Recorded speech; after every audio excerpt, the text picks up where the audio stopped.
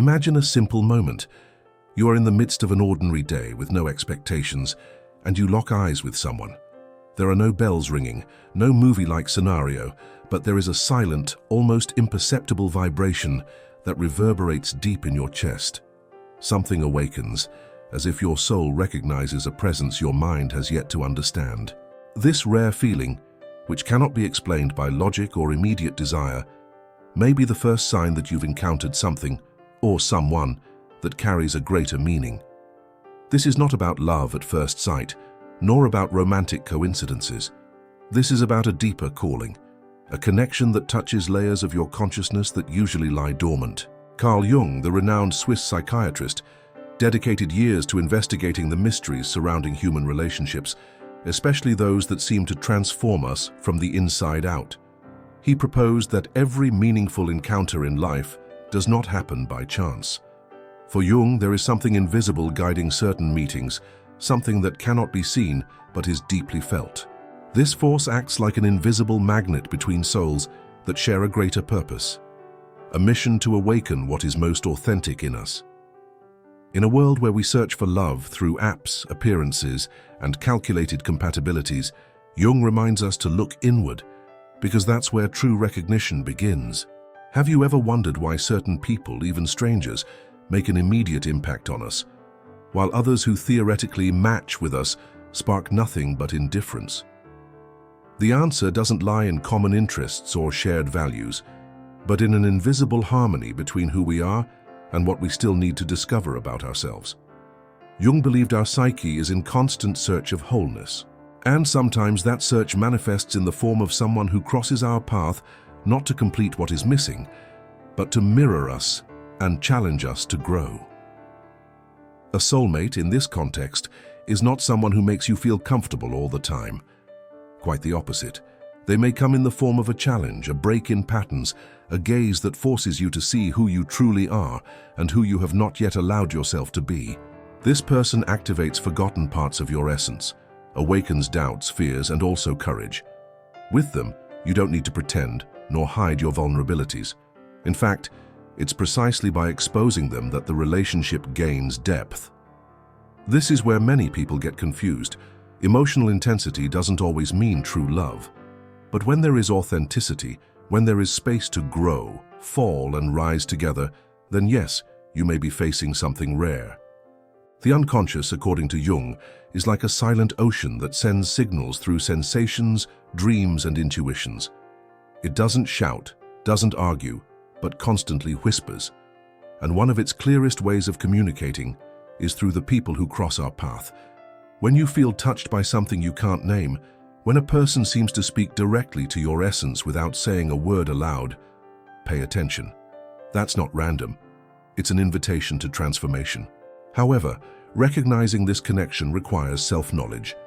It's necessary to be willing to listen to that inner voice that often contradicts reason. That's why many people miss precious opportunities. They're so attached to preconceived ideas of love, like appearance, stability, social compatibility, that they ignore what truly matters. Soul love is not comfortable at first, because it brings to light parts of you that were hidden. It doesn't soften your imperfections, but teaches you to love them. It doesn't solve your conflicts, but walks with you while you learn to deal with them. Now pause for a moment. Think of someone who entered your life and, even for a short time, made you see the world differently. Maybe it wasn't an easy relationship, maybe it was intense, brief, or even confusing. But something changed in you since that encounter.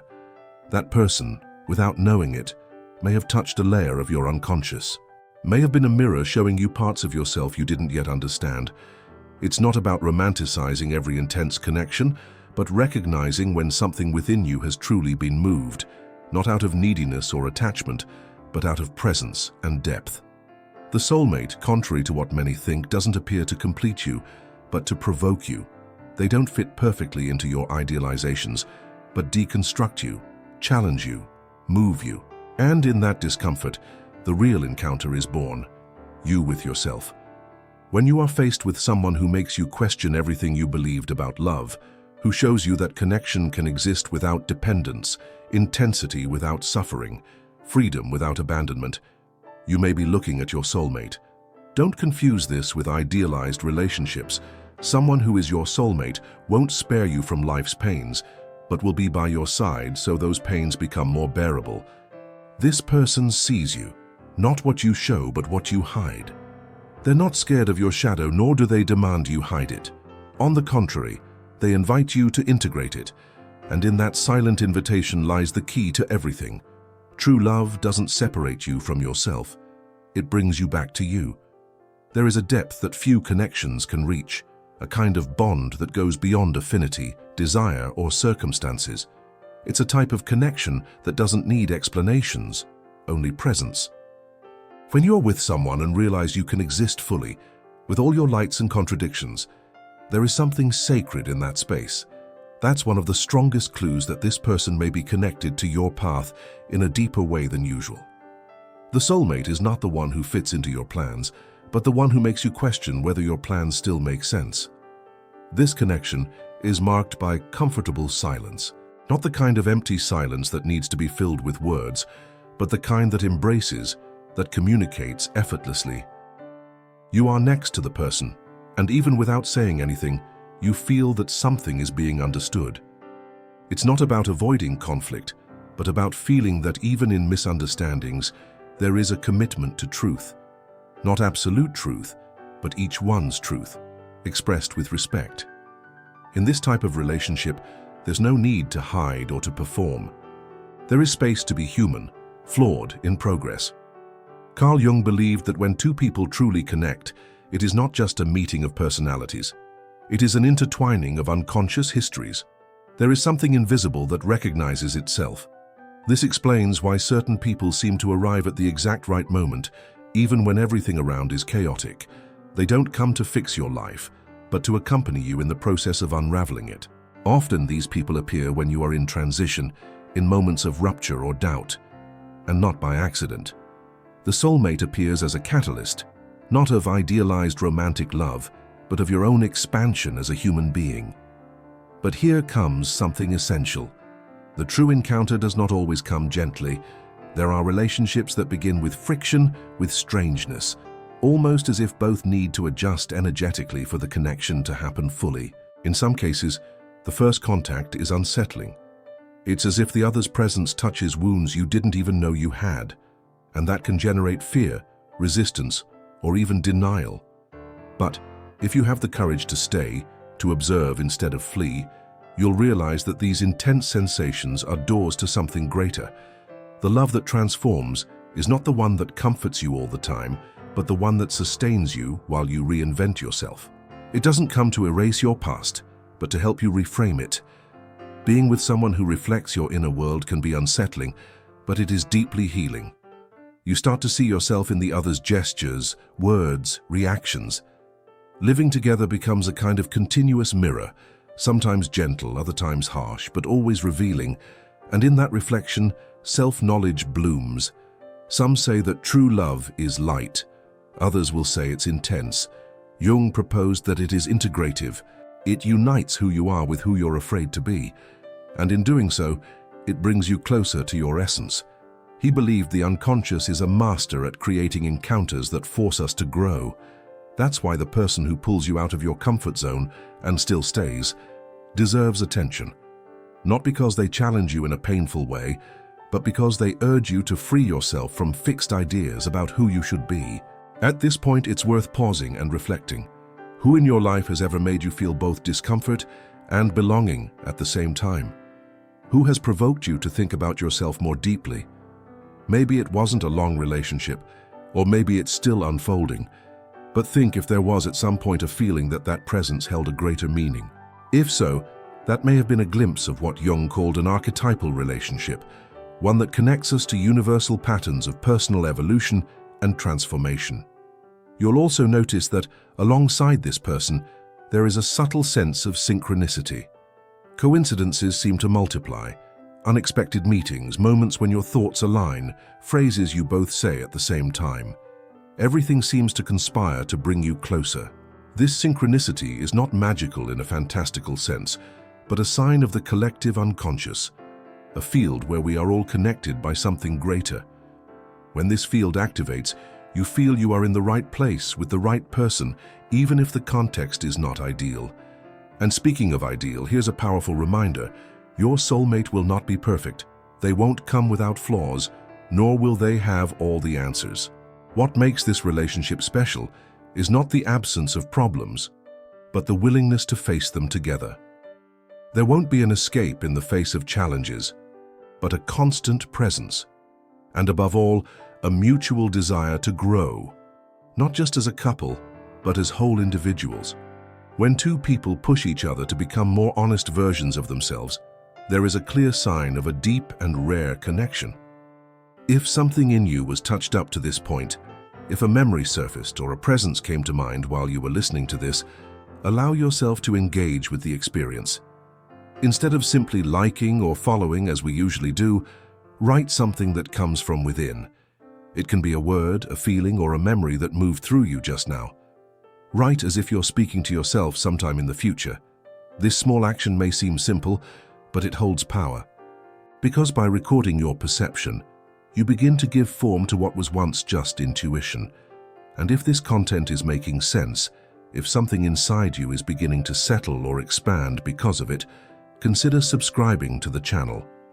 Here, the focus is on offering reflections that don't end when the video does. On the contrary, they stay with you. If you're looking to understand your relationships more deeply, your emotions, and the subtle signs life sends you, this is the right space. A space where there are no absolute truths, but possible paths for those who want to live with more awareness.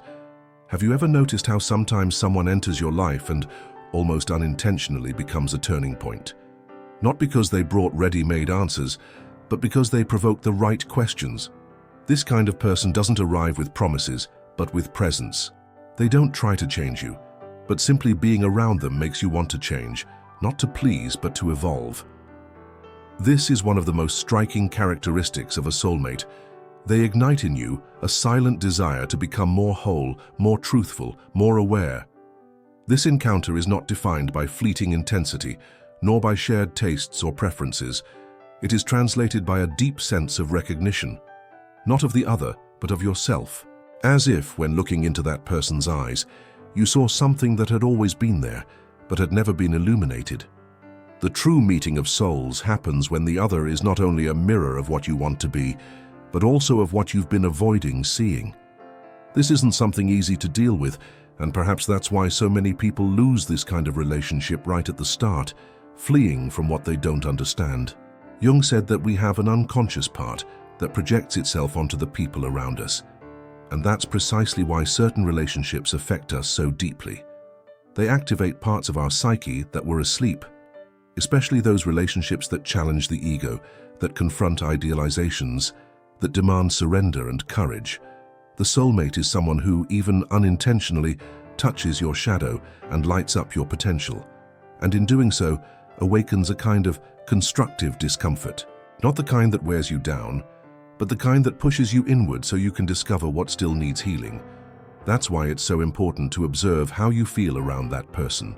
Do you feel like you can breathe freely, even in difficult conversations? Do you feel like you can say what you really think without fear of rejection? Or do you find yourself constantly walking on eggshells, adapting to maintain the connection? The soulmate doesn't make you feel small, doesn't push you to hide parts of yourself to be accepted. They see you fully. And more than that, they accept that whole, even when it's messy, even when it's contradictory. Because they understand that this is how something real is built. It's curious how even in moments of silence or distance, the bond with that person remains alive. You feel that there is something beyond physical presence, something that keeps pulsing deep in your chest. Sometimes that person is no longer around, but the mark they left remains. That's because what was touched in you wasn't superficial, it was structural. The words, the glances, the gestures were recorded in a place few people can access. And that access is only possible when there is authenticity, when there is emotional truth between two souls. But one must be careful.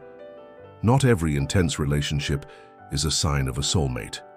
Some connections may seem deep, but are merely unresolved emotional projections. Jung warned about this. Blind passion, exaggerated idealization, and emotional dependency can deceive us. That's why the most reliable sign is not intensity, but transformation. If after meeting someone you become more yourself, more whole, more aware of your limits and potentials, then that encounter was real. The soulmate is not the one who feeds illusions, but the one who sustains your truth. Another striking point is the sense of freedom. Even with all the connection, you don't feel trapped. There's no control, no unnecessary demands.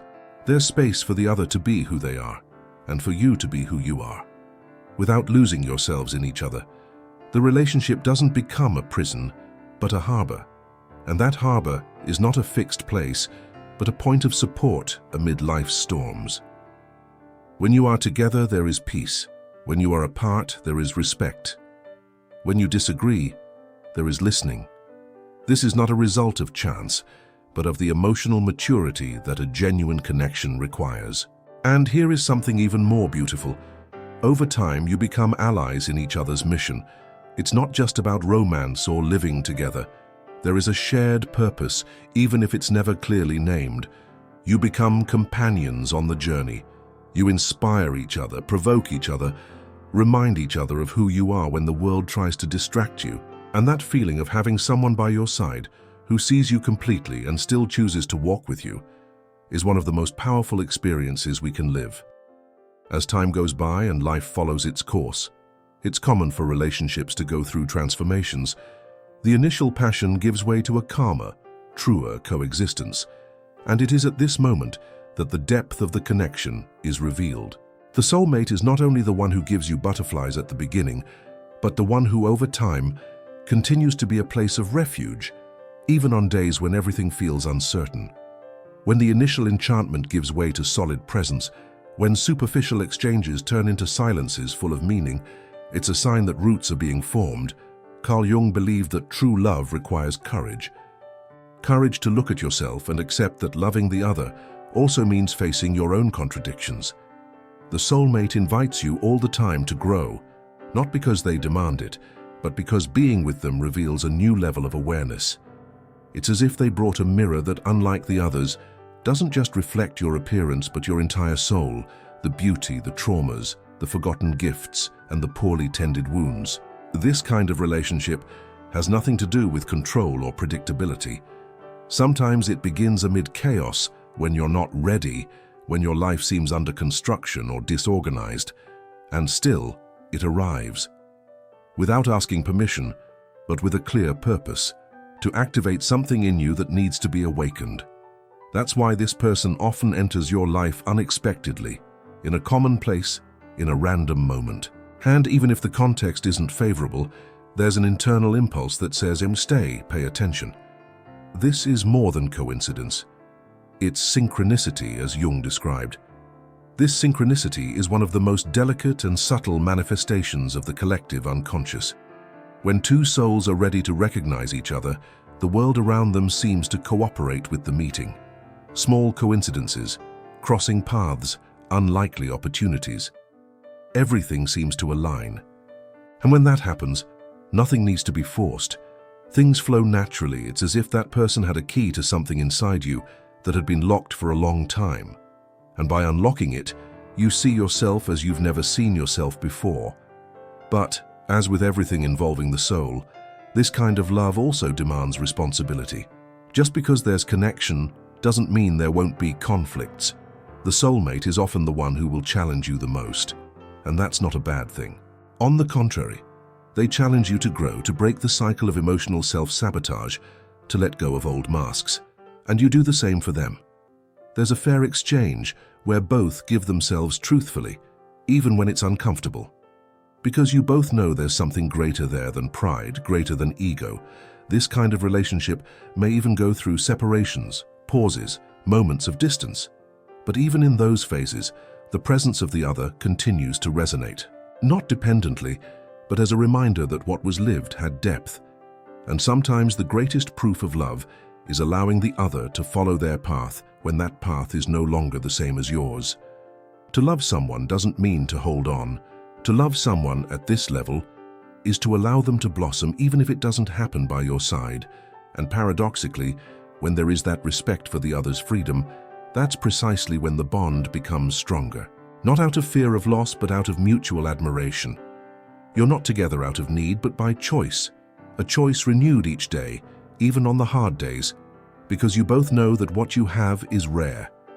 Not in the romantic sense that idealizes everything, but in the human sense that embraces imperfections and still stays. This kind of love doesn't suffocate, doesn't demand proof, doesn't beg for validation. It simply is. In the end, there is a sign that never fails. Next to your soulmate, you feel more alive. Not because of constant euphoria, but because of a quiet clarity. You realize you can be who you are, with everything that includes. And even in the moments when you feel lost, that person doesn't try to fix you. They just stay there, present, steady, silently saying, "You don't have to be perfect. You just have to be real." And it is in that simplicity that the deepest love lives. If you've experienced something like this, you know what I'm talking about. And if you haven't yet, know that recognizing this kind of connection begins within you. When you know yourself, accept yourself, and respect yourself, you create space for someone to arrive and see you with the same clarity. Because true love, as Jung believed, is not born from need, but from wholeness. It is not a fit between halves, but the meeting of two wholes who choose to walk together, even when the path is uncertain. And maybe this is the great secret. The soulmate is not a final destination, but a journey. They don't arrive to fix your life, but to walk beside you as you build it. They are not the absence of conflict, but the presence of meaning. And when you find them, even if you can't explain it, you simply know. Because the heart recognizes what the mind is still learning to understand. Now, if all of this resonated with you, if in some way this content lit a spark inside you, I want to ask you something different. Write in the comments something you understood about yourself from listening until now. It can be a memory, a realization, a truth you've been avoiding and now seems clearer. Your sharing is not just for me, it's a gift for those who come here after you. Each word of yours can light a spark in someone still in the dark.